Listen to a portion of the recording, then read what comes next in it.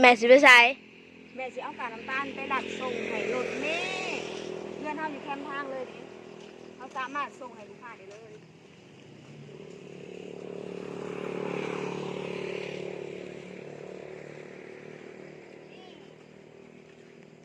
ตัดที่หายแล้วจ้ะ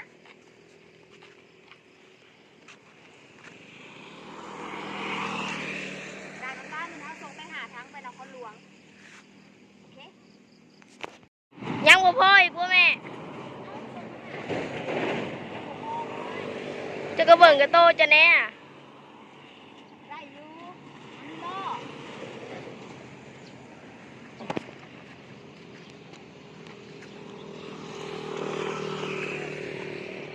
ขอบใจลูกค้าครับประจำเนาะที่เพิ่นอุดหนุนไก่น้ำตาลของเฮาตลอดนะซันซะมือก่อนเพิ่นก็ให้พี่น้องเพิ่นมาแวะเอา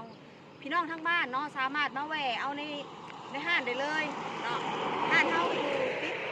เส้นทางเลขที่13พี่น้องก็จะเป็นบอนใกล้กับบอนเดียวกับพี่ไซขนส่งเนาะพี่น้องนี่สถานที่แล้วก็ห้างหมากไม้ทั้งนา